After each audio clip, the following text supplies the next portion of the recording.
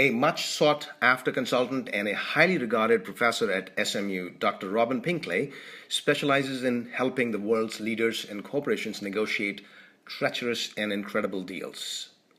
This is Nick Vaidya, your host for the CEO Show, and I just finished talking with Dr. Pinkley.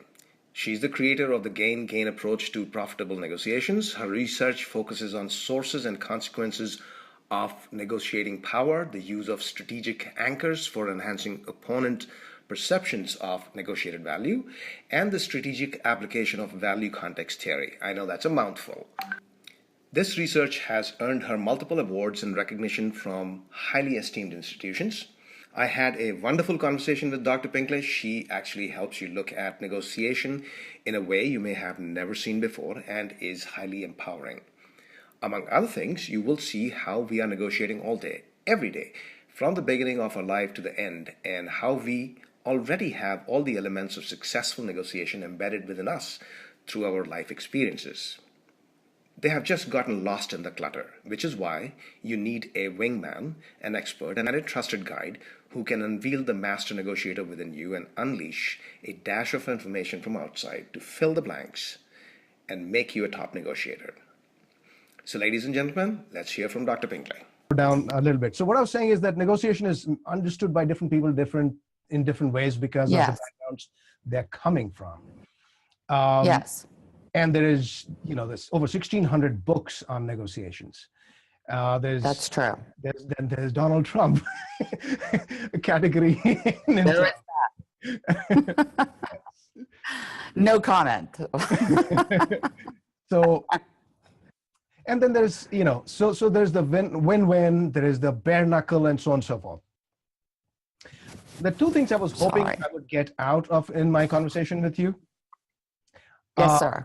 One is to get at the idea of why and how it is important to have a professional negotiator helping you in some way if you're not experienced yourself, not simply because you're emotionally charged, but because of many other reasons. That's what I want to discuss.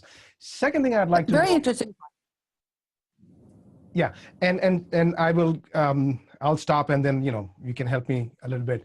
So, and the second aspect was the mental tricks.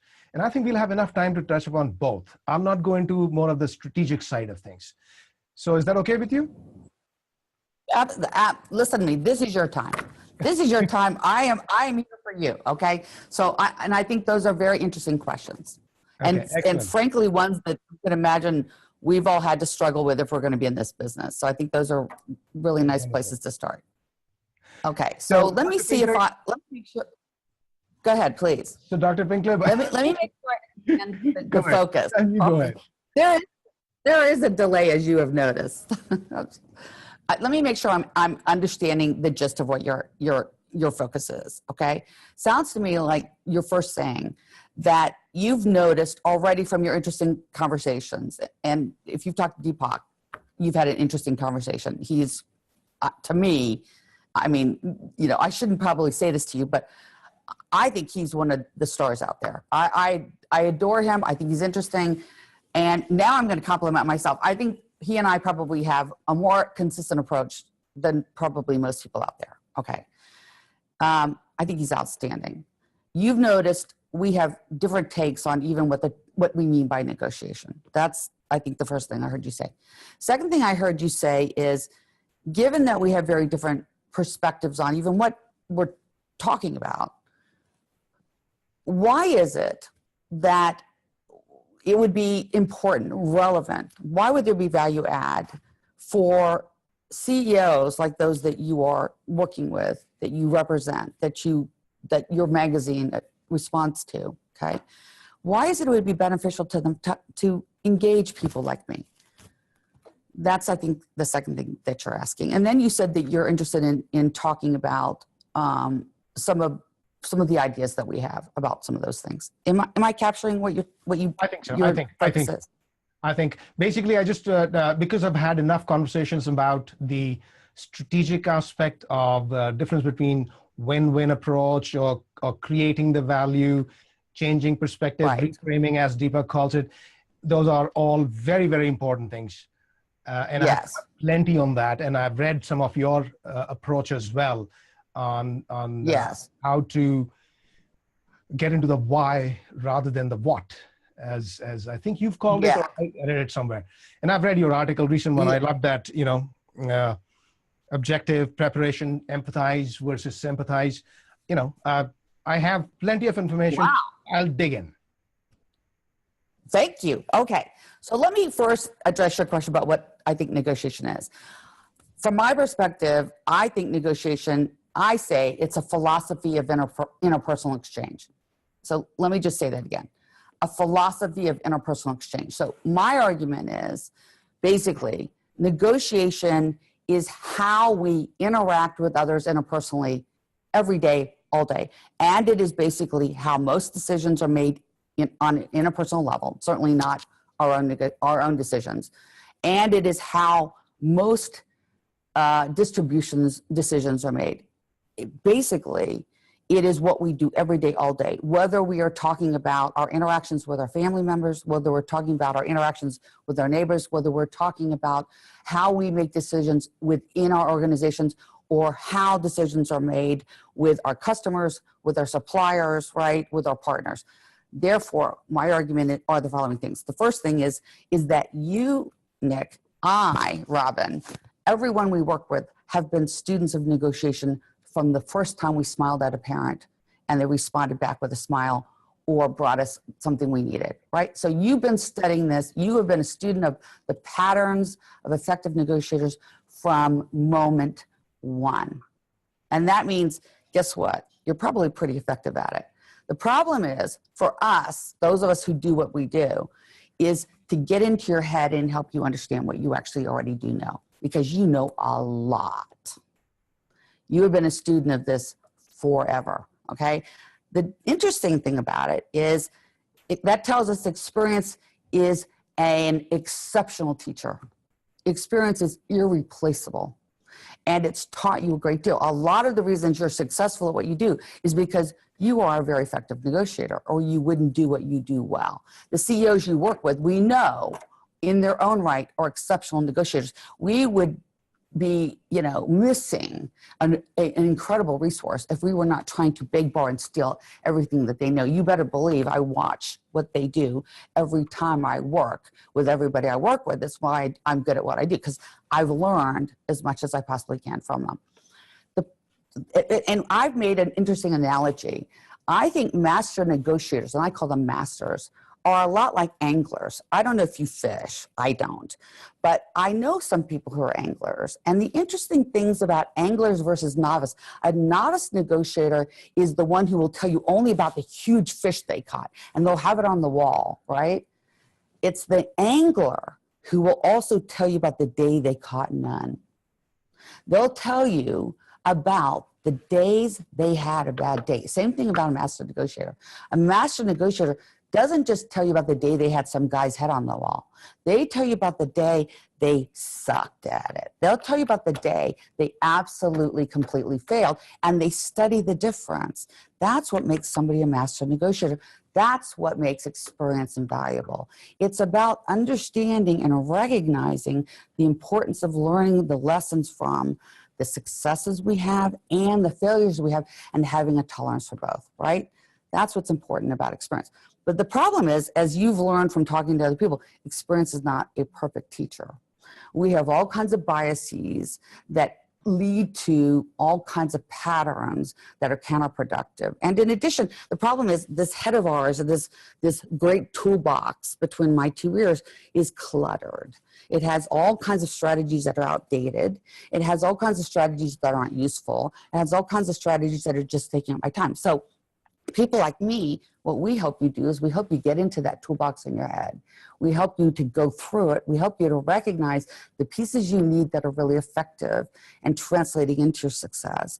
The pieces you need that are just taking up time and that we need to throw out. And the pieces you use that are actually counterproductive and detracting from the successive strategies you're using. And then we go to the other guys you're sitting next to, and we go to our own work and research and those of our colleagues, and we replace those counterproductive strategies with state-of-the-art strategies we know are really working and from our own experience in organizations.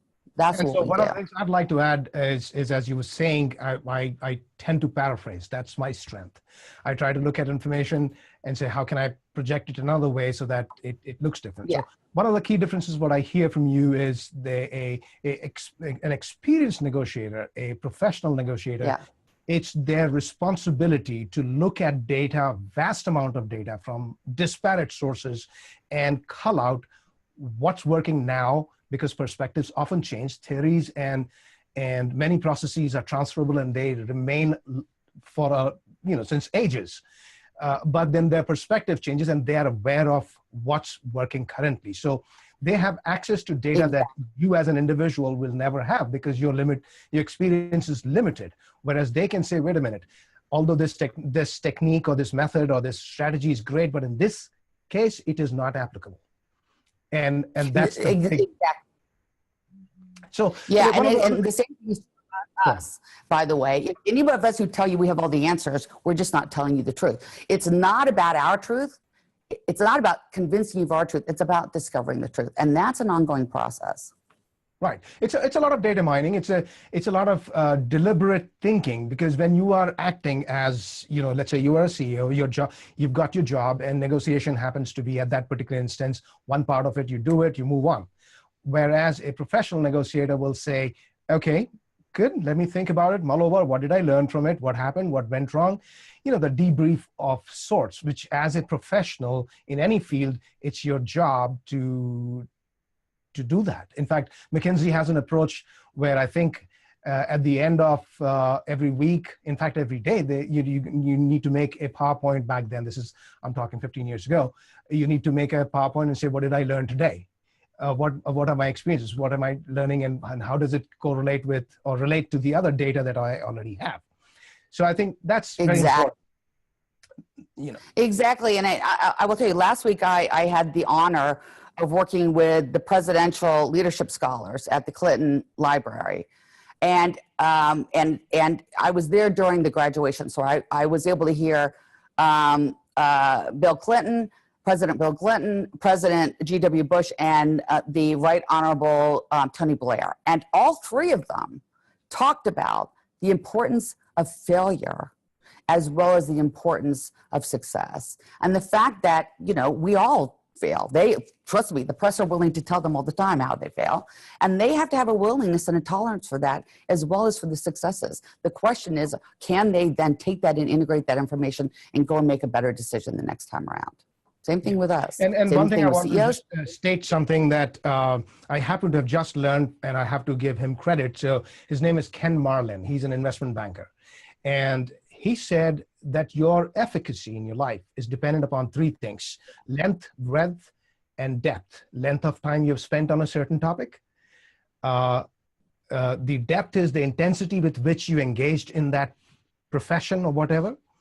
And breadth is the variety of experiences in your life that you've had.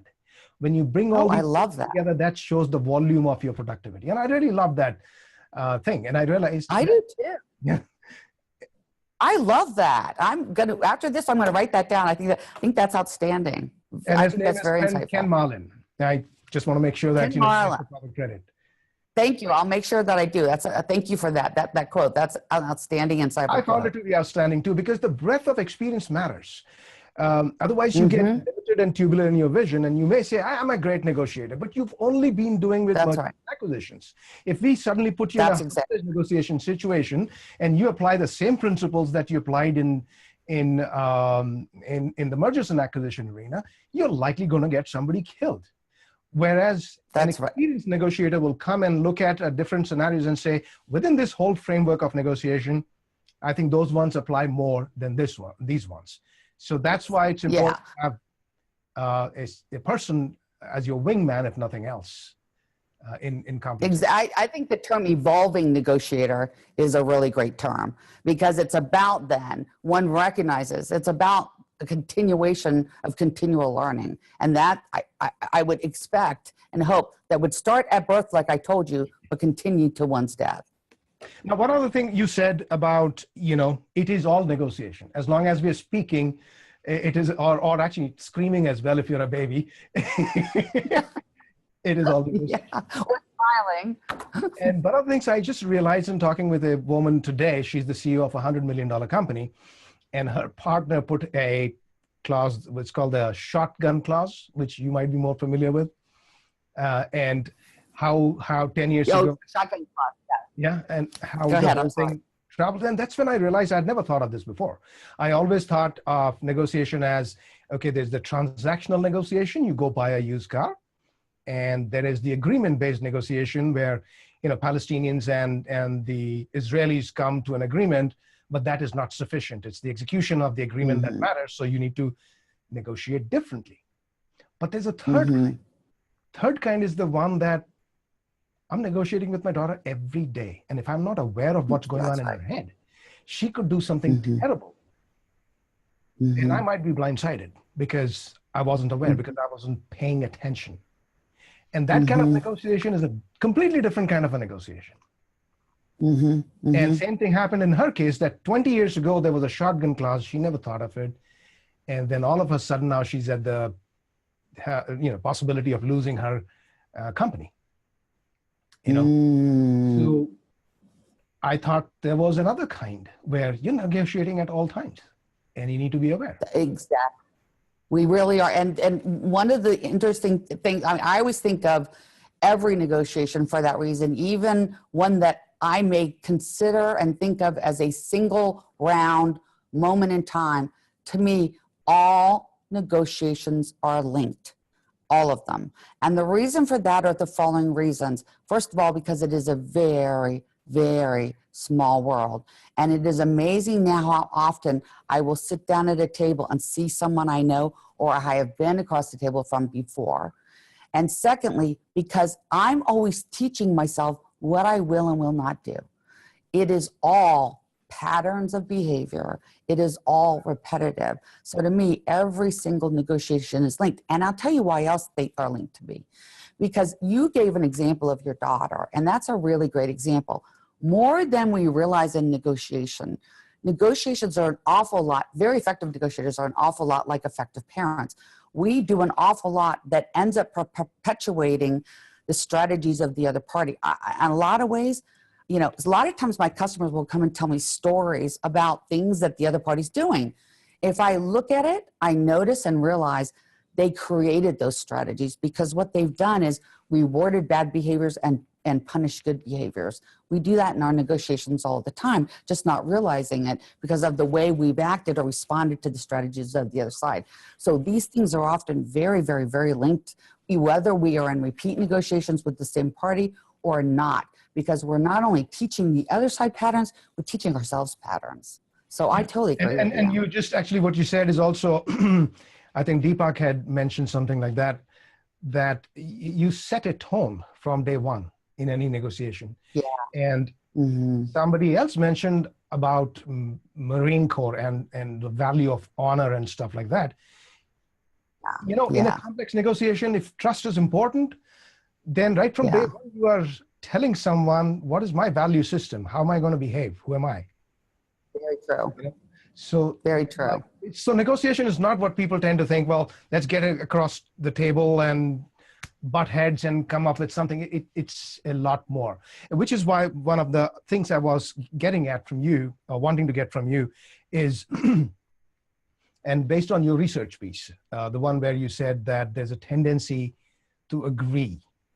That means, yes, I really liked it. Human mind is inherently flawed.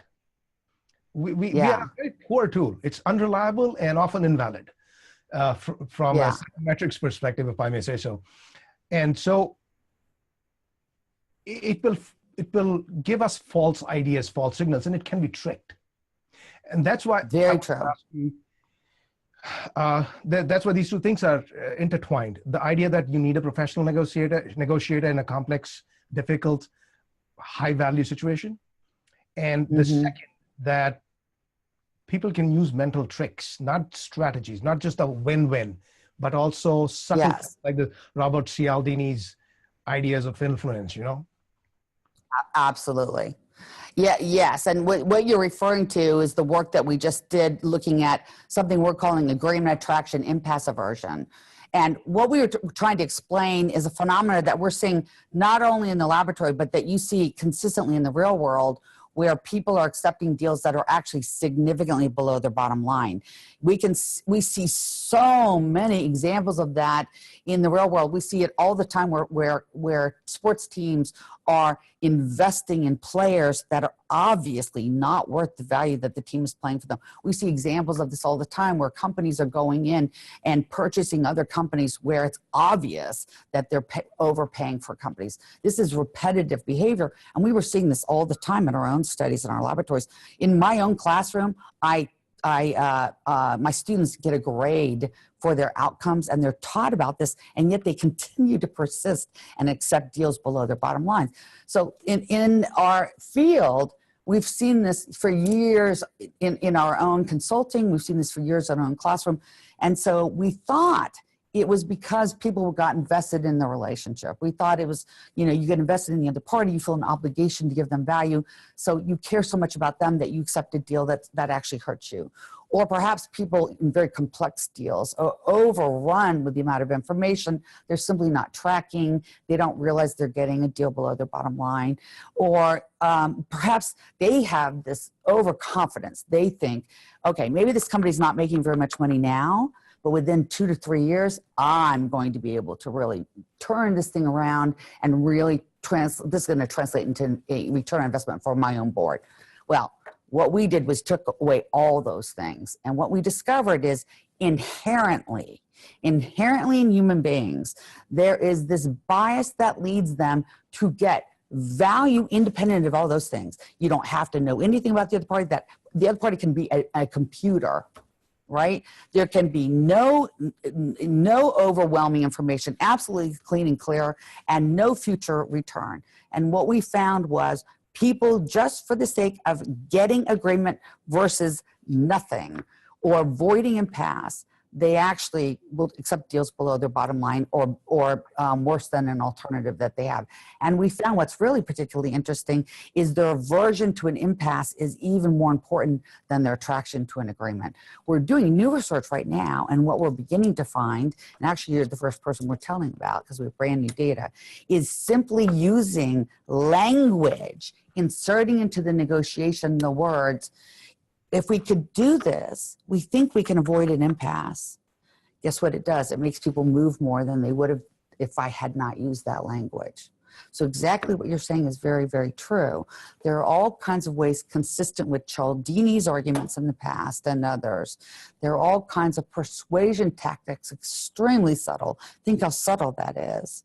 Simply language, for example, what my colleague and I are calling rhetorical strategies in negotiation, subtly in ways we don't realize are shifting our attraction to certain kinds of agreements or aversion to other kinds of agreements that are beneficial in ways we're not aware. It's very interesting. I have other work looking at bidding strategies that do the same thing. This is very, very interesting. I remember my graduate level stats class long time ago. By the way, I did my doctoral work in statistics and psychometry. No, you did. That explains a lot.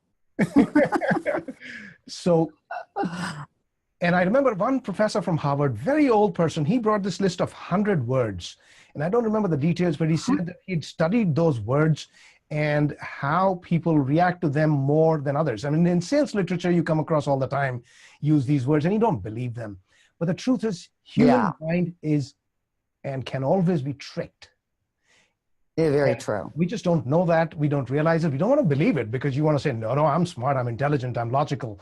I'm not going to do that. Yeah. But I see my daughters doing that all the time to me. She says, I know that I can manipulate you. So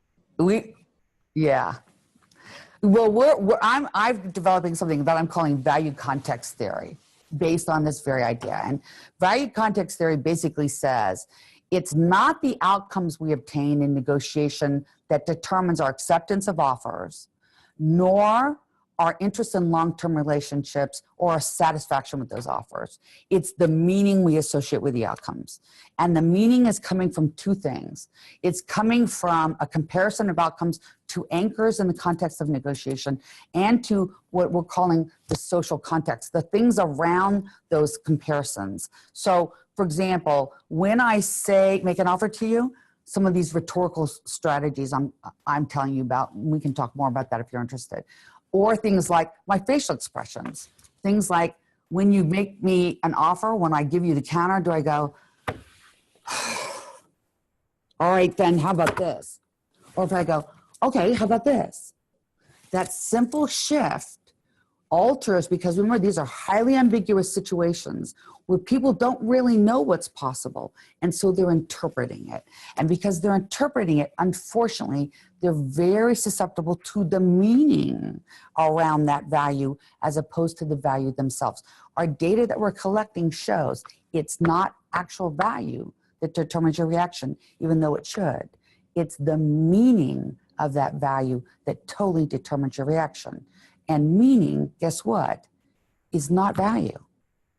So that's what's interesting about all of this work. I really loved one paragraph of one of your articles where say, share information before you share value.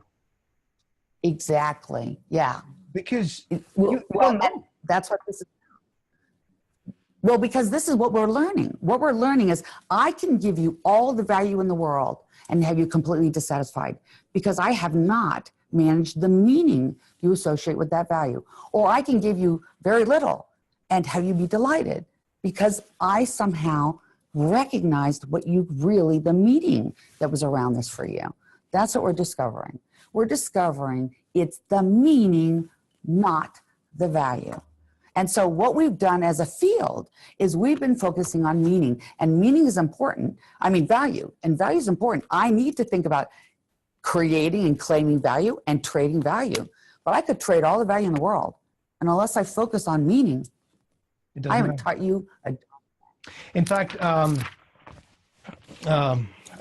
cannot recall where this conversation happened, but one of the things was that oftentimes in a negotiation situation, you think that the individual is focused on dollar values for whatever reason, you know, and it may have nothing to do with anything.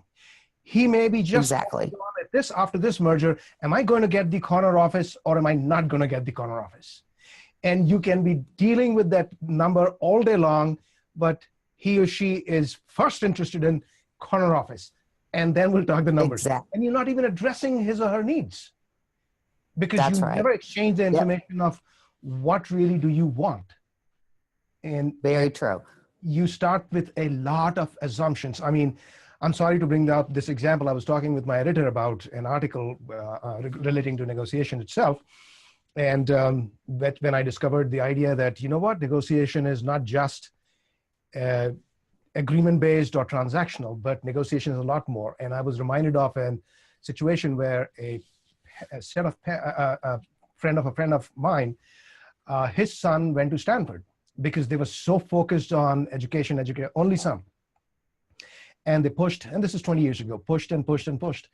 You know, very happy, very excited. Semester ends, he comes back during the semester break or middle of the semester break, has dinners, everybody's happy, doesn't say anything. Next morning, they found him hanging through the ceiling fan. Oh, how horrible. And because that's not what he wanted. Well, the question is, how come the signals were ignored? Because it is a negotiation. You got what you wanted. You sent him to Stanford, right?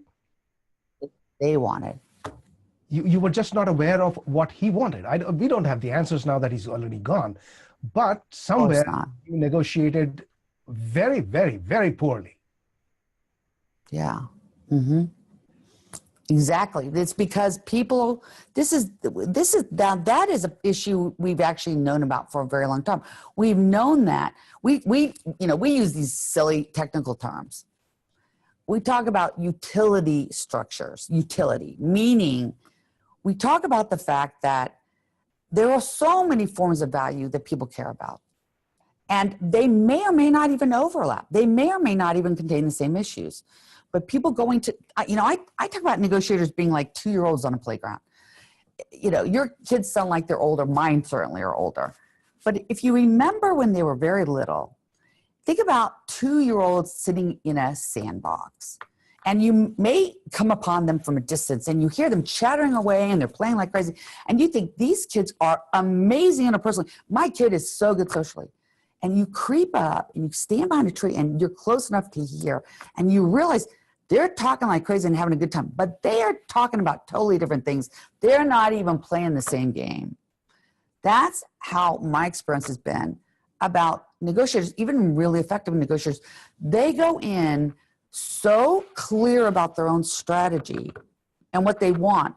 The first hour of the negotiation, they're basically playing two completely different strategies, talking completely past each other and not even hearing each other, unless part of the strategy is to hear and allow, if they're going in with a strategy that's different than the others, to stop and be receptive to the others and regroup and play a different game.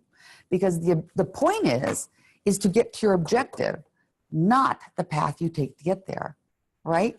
But people are all about the path, not the target. Right? You take a position because in your mind, and each individual is thinking from a point of view and reaches from point A, B to C to D, and he could have got E and F and many, many different ways, but he, for some reason, chose D. That doesn't mean D is the only solution.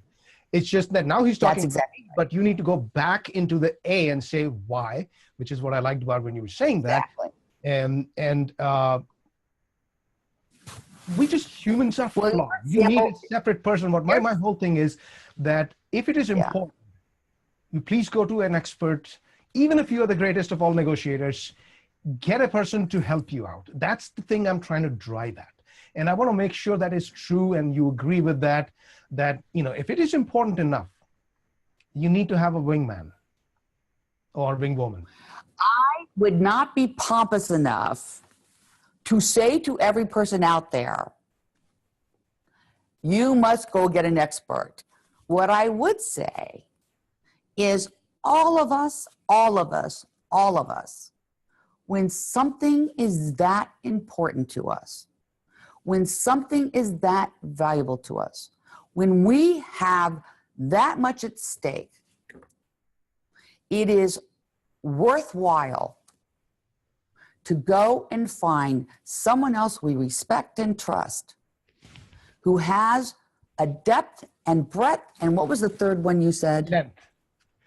Length, right. Length.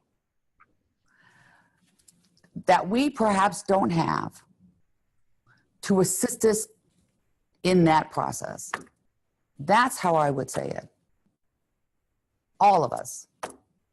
Yeah, it goes for all of us. I mean, I think, lawyers shouldn't fight their own cases. Doctors shouldn't conduct surgeries on their own family. Exactly. And those people people who decide they have no more to learn tend to stop learning. People who always recognize there's more to learn continue to. That's the difference. True. And because of it, they tend to be better at it than those who stopped. Now, right? So this is great. I think we got real value in this conversation on that particular topic. The second topic I wanted to get at, which we did talk about briefly, the triggers, the tactics, not the strategic stuff, which we have already talked about a little bit, about negotiations. But there are these tricks which on the unwary you could use. Like if you're going into, my favorite example is John Custer's example. You go into a battlefield with 250 soldiers and they got 5,000 on the other side. And, and you may think you are good at negotiating for whatever reason. And you go in and the other side is really trained, really, really, not only trained, but I would say, I hate to say this, but I'm going to say it. Sociopaths tend to be very, very adept at certain jobs, There's some research out there that shows surgeons tend to be, I shouldn't say this, I got no data to back myself up, but whoever is listening, with a pinch of salt, that, they tend to be more sociopathic or more sociopath than the probability of finding more sociopaths in professions like surgery and others is higher, because normal guys, normal people can't do certain things, you know? Yeah. And so I would say that if you get into a big mergers and an acquisition deal, or if you are a multi-millionaire, a billionaire, and you're getting into a lawsuit, divorce situation, it behooves you to have a really strong, psychologically empowered negotiator who can play all the tricks or stand there unaffected. Because if you just go in there as you, and you are an average person, you will lose because you don't have the mental capacity. Is that something you would agree with? I would agree with a number of things. Yeah. One is, I do find that negotiators, even those who I would feel should go in without fear, are very fearful. Or people who have been extremely successful in their own right, people who go in with a lot of value in their pocket, who I perceive to have quite a bit of power. It's amazing to me how much they don't recognize. I would argue that I guess my point is this. I would argue that there are lots of mistakes people make that they needn't make, and in very consistent ways. So I think that's what you're basically saying, and I would agree with that point. And I think that part of that is somebody just hasn't pointed it out to them. And I think if somebody did, they would stop making those mistakes. Because I think that's just takes having somebody who observes them and recognizes them and points it out. And then, my goal, frankly, as a consultant, is to have people stop needing me, not to make it so they need me all the time. I think if I do my job well, they don't keep needing me, because they already have a lot of the tools they need. They're not recognizing it as well. And if you work with them a couple of times, guess what? They've learned from it, and then they don't need you as much if I've done my job well. Okay, excellent. So yes, you can train yourself. But to further clarify one part of some of those.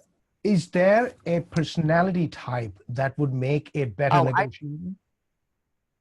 I would rather talk about things I see people doing well and some of the patterns of errors I see. I don't really think about these things in terms of personality types, and for a bunch of reasons. One is the literature thus far on personality type is not all that persuasive. The piece that I've seen on personality as it relates to negotiation, first of all, most of it hasn't accounted for much of the variance in success in negotiation. The piece that I like the most is more about people's reactions to others' personalities.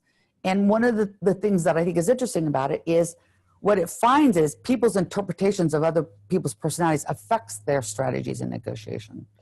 So, which again speaks to the fact that we're very reactive negotiators, and we let other people affect us more than we should, which is something that I see a lot in negotiation. We're highly reactive negotiators, and more than we should, we let what other people do alter what we're bringing to the table in ways that it shouldn't. And but I got to tell you, I don't see what we know about personality type as being highly predictive of success in negotiation. Interesting. That's very interesting. So this is something that can be learned and acquired. Absolutely. To a large extent. Absolutely. Now, that doesn't mean that people aren't differentially comfortable with negotiation. I think that they are. And it's kind of like cooking. We differentially are comfortable with cooking, and we differentially like cooking, but you can be a good cook without liking it. It's just that if you like it, you're going to go do it more, and therefore you tend to get better at it, right? Right. But that's a great example. That's a great one. That's a great one. Because if you don't like it, you'll do it. Anything, you can be good at just about anything. Anybody can be good. Most people can be good at just about anything. But to be extraordinary, you need to love it so that you do more and more, and you acquire greater levels of success and experience. It goes back to the same intensity, length, breadth, and depth of experience. But I work with a lot of, I work an awful lot with national sales organizations where you see some very, very good negotiators. I work a lot with board members who you see some very good negotiators, but I've worked a lot with high-tech engineers where you see some really good negotiators. So, and then I've worked with all those groups where you see some really terrible negotiators. And it's not necessarily consistent with personality. Some of it has to do with investment and dedication and receptiveness to learn and all kinds of other things. So I really do believe these are things you can learn. And I think there are things that help. I think you talked about, a background in statistics. I think very strong analytic skills are something that's very helpful. I think pattern recognition is very, very helpful. I mean, we're being Sherlock Holmes here. Pattern recognitions and recognizing patterns of behavior is very, very helpful. I think intellect, frankly, is very, very helpful. Interpersonal skills, I think, is very helpful because we're talking about, there are people who could care less if they like you or not, but there are people who they care if they like you or not, and who are going to be willing to do more if they like you. But there's also the dangers. If liking is important to you, you may do more too. So these things are all helpful. They're not definitive. But at the same time, the one underlying factor that I have noticed in talking with everybody about this is actually being aware of what the heck you're doing and why you're doing. Yes. And an interest in that. Right? I do think you have to be willing. And I think, who I think there's okay, I will say this. I've argued for years that a combination of two things leads to the most effective negotiators I know. And this is going to sound funny, but I mean it. Androgyny. The stereotypically best of the male and stereotypically best of the female characteristics, meaning the stereotypically agentic male tendency to believe one is entitled to maximize their return and a willingness to do so. And I'm saying stereotypically female interested in an ability to connect. And collaborate. That combination, an eye on the prize and an ear, so an eye on your side of the field and an ear on the other. And that combination of skills, to me, leads to the most effective negotiators, male and female, that I've ever seen. This is very, very interesting. It's so amazing that I have had the opportunity to talk with a variety of people with different depths in different areas and so on and so forth. And you develop a bigger picture. I'm not expert in negotiation by any means, but I can see. You're becoming one. You're becoming one. If we do our job, you're becoming one. Well, thank you so much. I really enjoyed talking with you.